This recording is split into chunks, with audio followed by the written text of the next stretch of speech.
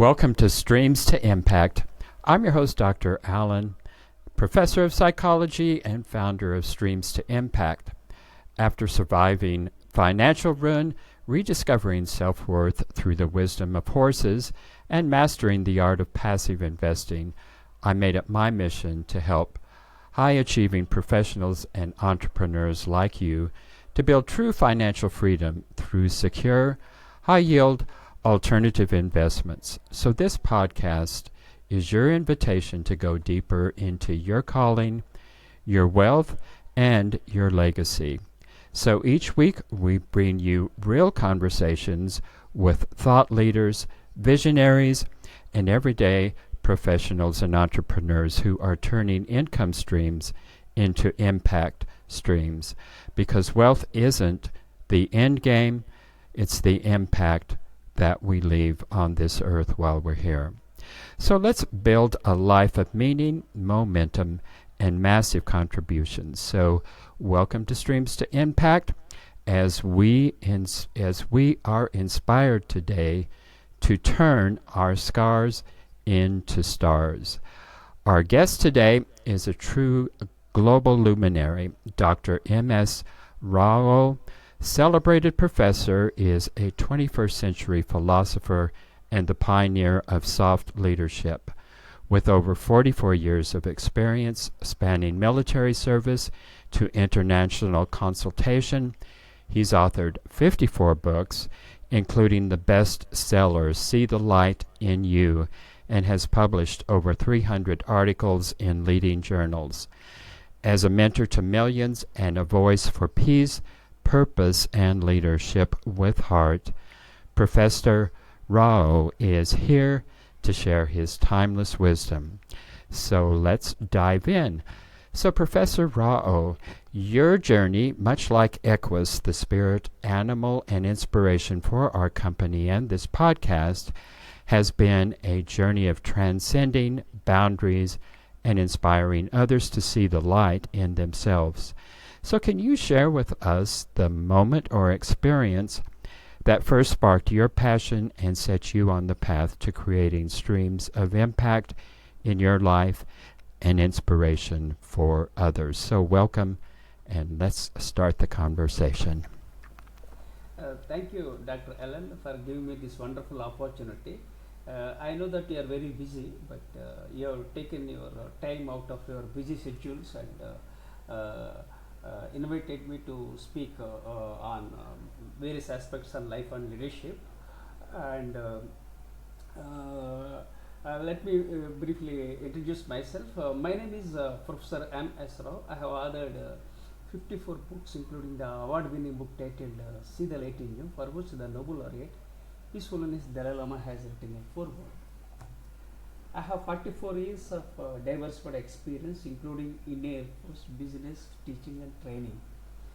And I'm a researcher, philosopher, and I'm a storyteller.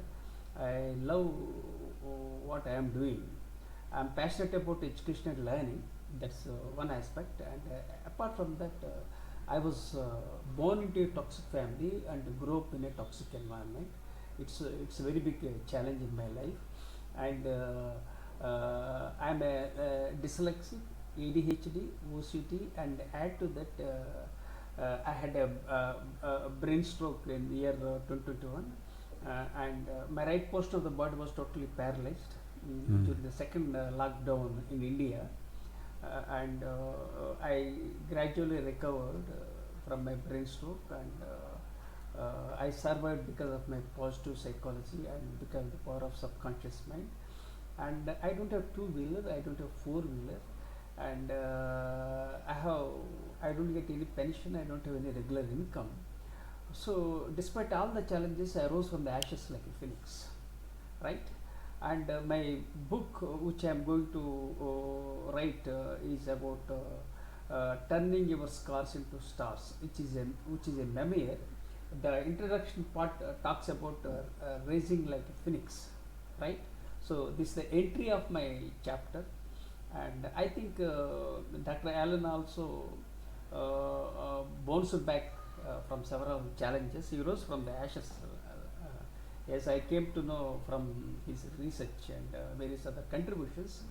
So we are aligned in a similar platform. But you are, I think you are from America and I am from India. But I was in Seattle, USA, and now again I am traveling India and various other parts. This is briefly about my life, and I made my debut as an author in the year 2010 as a non-fiction author, and then I started writing books in different genre like education, learning, teaching, training, and mindfulness. Now again I am entering into my memoir. The title of the memoir is Survivor, with a tentative subtitle, Turn Your Scars into Stars. Okay, so like this, I never stick to one particular genre, because basically I don't have any guide, I don't have mentor, I don't have any coach, I don't have father, I don't have any godfather to support. Everything I have learned from my experiences and challenges. Apart from that, I was backstabbed by father-in-law and brother-in-law, so lots of challenges are there. So that's why I decided to write a memoir, which is titled Survivor. And in fact, I wanted to write my own autobiography before COVID, that is 2019. Then again, COVID was a dampener, things have changed, the world has changed, things have changed so fast. Then I thought, let me work on a memoir, which is a part of my biography. So I was inspired by a couple of leaders like Abraham Lincoln.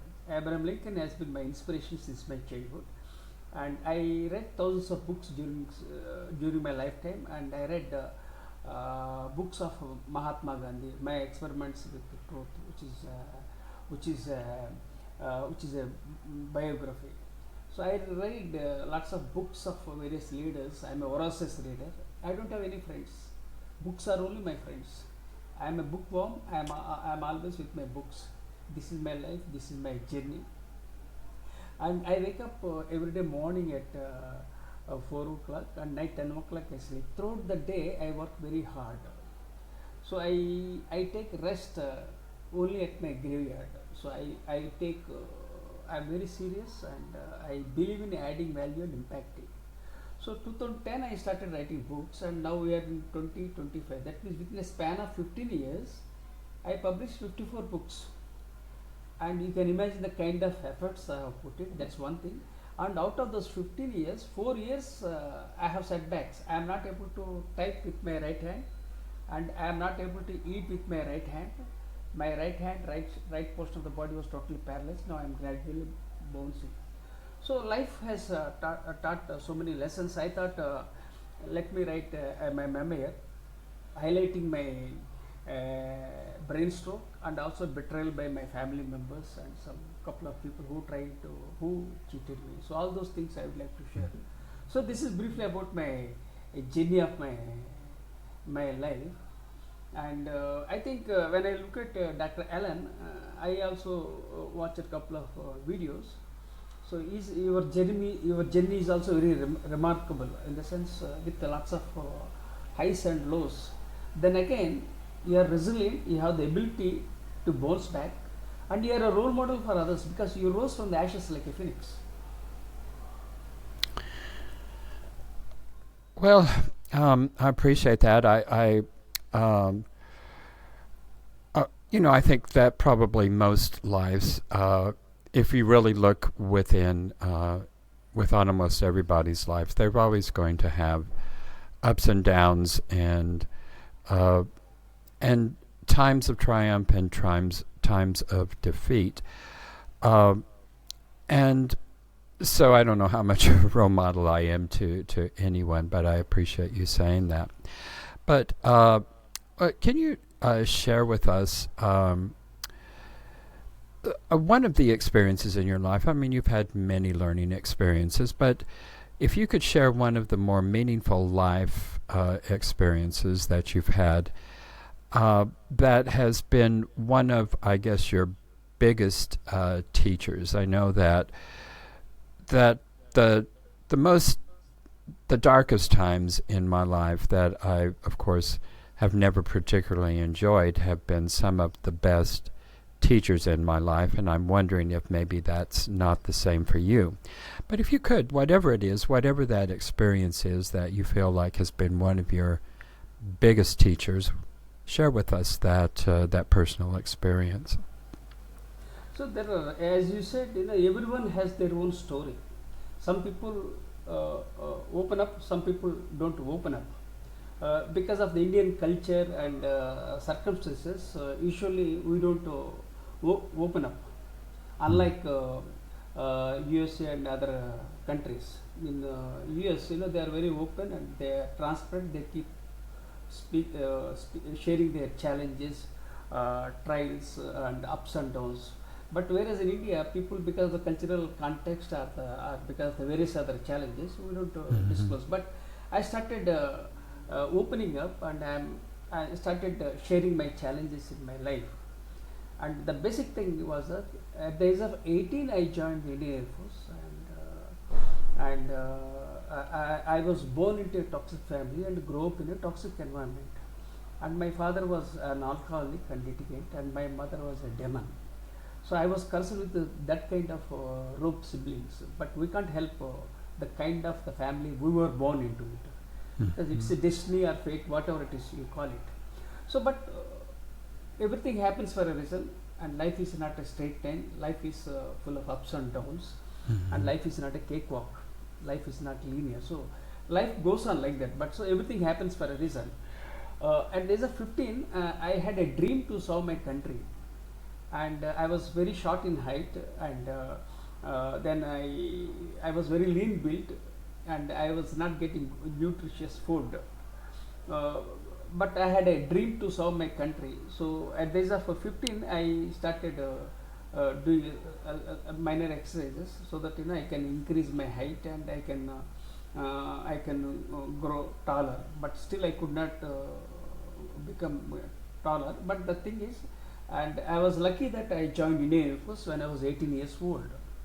So that joining in the Indian military was a game changer in my life, because I came out of this toxic family. That's one advantage. Second thing, I reinvented as a healthy citizen and as a leader after I joined the Indian Air Force, because military life is very tough and challenging. Some people don't appreciate, but of course, mostly people don't appreciate this tough life. But during the course of time, then we understand the challenges. Then we empathize. Then we grow as true leaders. So even I could not.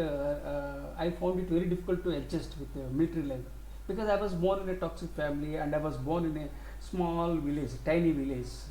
And Telugu is my mother tongue. I was not born with English language. I was not blessed with English convent education. And at the age of 18, I discontinued my degree. Then I joined military. Luckily, I joined Indian Air Force, and I think I was getting around $5 or something like that, first salary in 1982.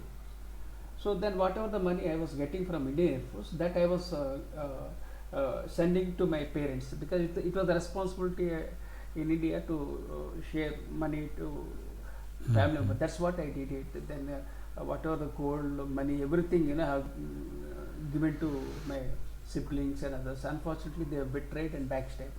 So these are all the challenges. These are the challenges.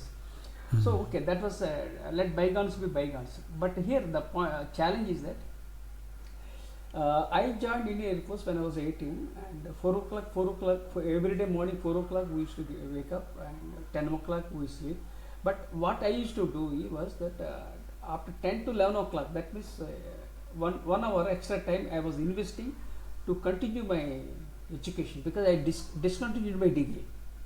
And in the military, around 20 or 30 soldiers will be there in the very big hall. So we have to lights. There won't be any lights after 10 o'clock. They switch off all lights.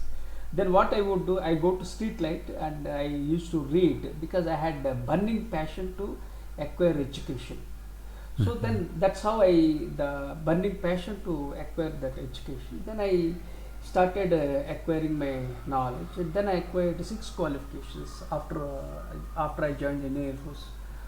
So people think that I acquired my qualifications from reputed universities like Cambridge or something, but the fact was that I was a college dropout, and I started with the Telugu language, not English language. I was not blessed with regular convent education, so lots of challenges. But still, everything depends on the mindset of the individual. Okay, that mindset, the power to do something, that spark or whatever it is, the guiding voice or something that drove me to come up to this level. Then for 12 years I served in the Indian Air Force, and again people might think that I was a commissioned officer in the Indian Air Force, but the fact was that I served in the lowest rank of a corporal for 12 years. Corporal, right? Very lowest rank. So I served. So that was lowest rank, not a commissioned officer. People think, like great soldiers, great leaders, high ranking officials. No, I just only served for 12 years. Then my father-in-law invited me to join for business. Then I left business and joined. But unfortunately, my father-in-law and brother-in-law, they backstabbed, and I had some challenges.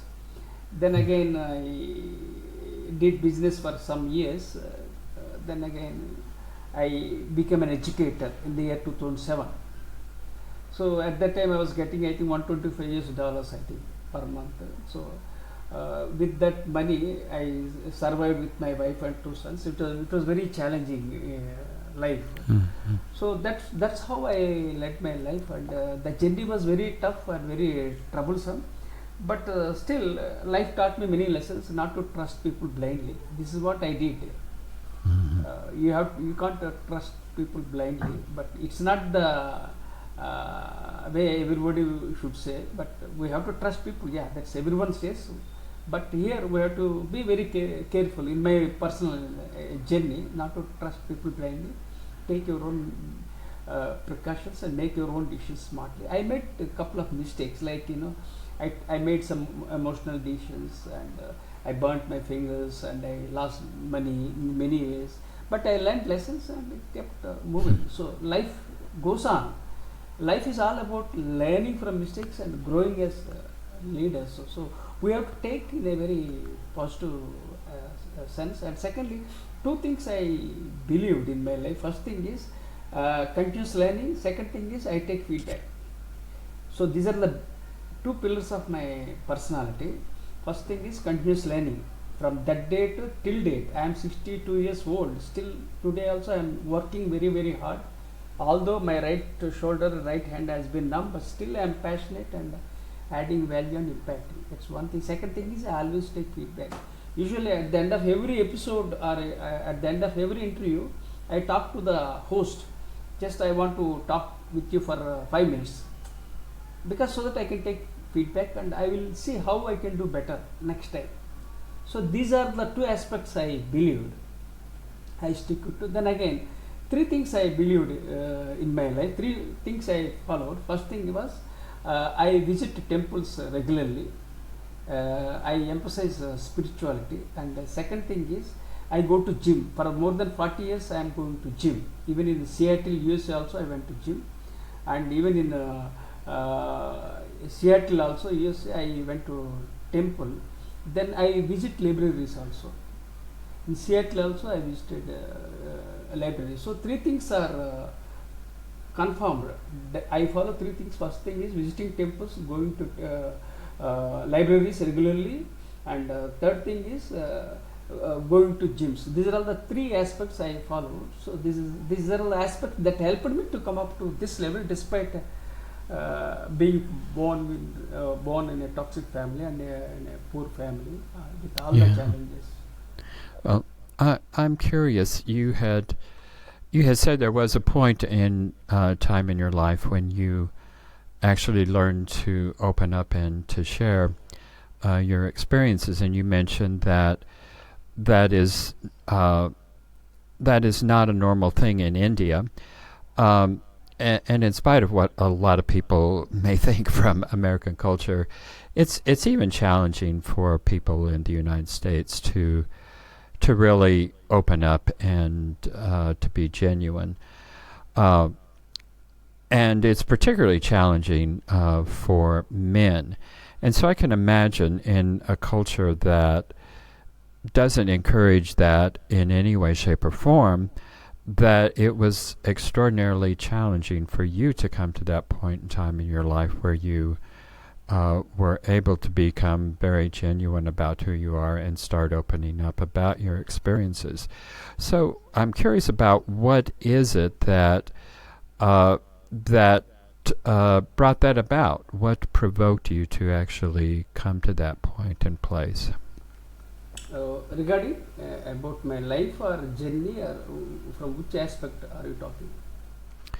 Well, you had mentioned earlier that there was a point in time in your life when you broke that norm and you started opening up and sharing, and I'm just wondering what brought that about. I'm sure it wasn't easy to start sharing your genuine self. Yeah, that's correct. Because see, we human beings, we have regimented, we have the power of subconscious mind, we have some preconceived notions, and we have some biases and cultural aspects. So many aspects are involved. This is not one particular point I can talk about, but something that drove me to open up. Usually we don't open up. As you say that in USA also some people don't open up. I was thinking that even USA people open up and they share their challenges. But in India we don't share usually, right? But India also people started opening up nowadays. Earlier, the things are changed. Things are changed in India also. Earlier people are not opening up. Now they started opening because of the technology and social media, various other aspects. So people are opening up.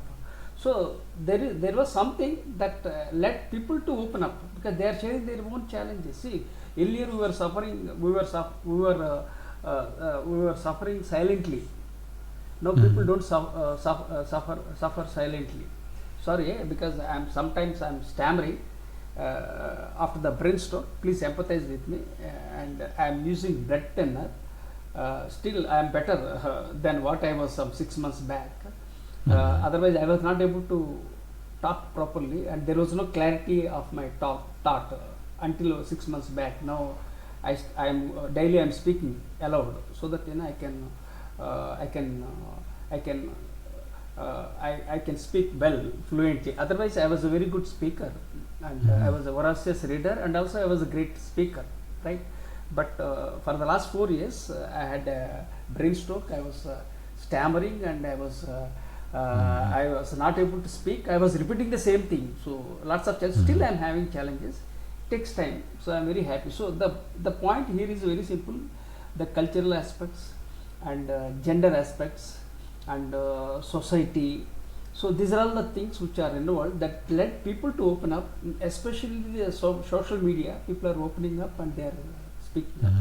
That's one thing. Unlike US, in India, in US people are opening up, but in India people are not opening up. Now in India also people are opening up. They are sharing their challenges. And another thing is that in India, failure is a stigma. That means if someone fails, they don't entertain. They won't allow us to come to us because he failed.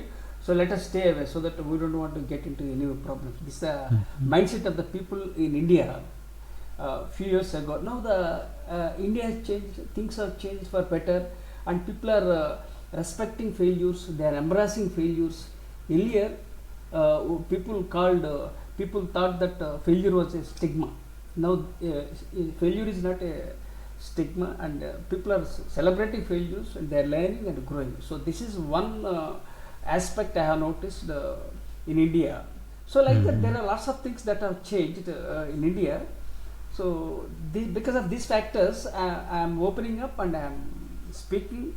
Especially, I am sharing my challenges and I am sharing my failures. And I didn't do business well. Then I became an educator. I became I became an accidental educator. I became an accidental editor. So like that, I was a soldier. Then I became an entrepreneur. then I became an author, then I became a researcher, then I became an editor. I also worked as an editor for more than I think 1.5 years. So like that, different areas and now I am exploring from the perspective of philosophy. So like this, I never stick to one particular genre. This is my journey. This is how things are shaped up to this level, and I have come to this level, and where I will go to the next level, that I can't predict. Yeah. Well, those are certainly good lessons, and they don't just to apply to people in India, because even here in the United States, people don't want to talk about their failures. I mean, when you're successful, things are going good for you. You have all kinds of friends surrounding you. When things aren't going well for you, it's like friends kind of disappear, and it's not that they don't want to be there for you, but it's that I don't think we really know how to. Success has many fathers, failure is none. Yes, exactly. Yeah. So as you said, whatever you told, I told in one phrase. Success has many fathers, failure is none. Yeah, exactly. It's universal, whether it's America or India. This is a fact we have to understand. I have encountered the challenges I am sharing. And I mean, we can tell people all we want that that the only failure is if you quit. But when we have these setbacks, when we have these failures, we can tell ourselves these things all we want to, but those setbacks are challenging and difficult to deal with as individuals, and there's still the stigma. No matter how much we want to say there's no stigma in failure there is, and it's personal integrity, it's resilience, it's determination that always help us through these setbacks. And I think you have learned, and I have learned throughout my life, it hasn't been easy to do that, but the more genuine I can be in all aspects of my life, whether I'm experiencing great triumphs or whether I'm experiencing disappointment and setbacks, the more genuine I can be with myself and with others, the easier it is to be resilient and to be persistent and to come through these dark and discouraging times. And when you get tumble, you become humble. It's a universal rule. Okay. Yeah. So when we get tumble, that means when you have setbacks, then we become humble, and we reinvent, and we redesign our strategies, and we work in a different direction. Then we keep moving. It's part of life, and we have to accept the reality. Yeah. Absolutely. So, some very powerful lessons there, and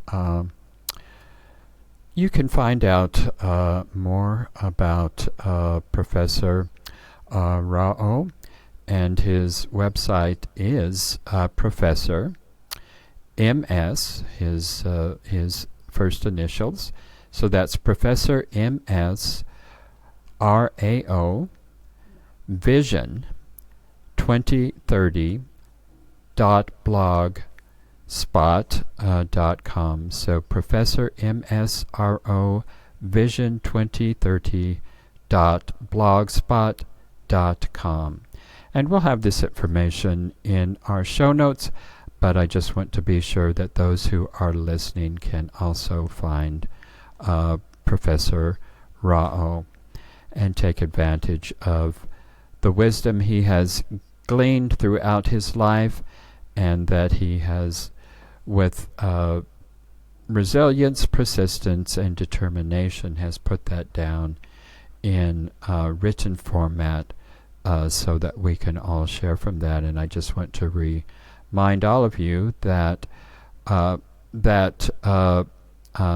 Dr. Rao has 54 books in publication and 300 articles in leading journals. So he's easy to find and has a mountain of experience Let me add to share with each of us. Yes, go ahead. if you, I published.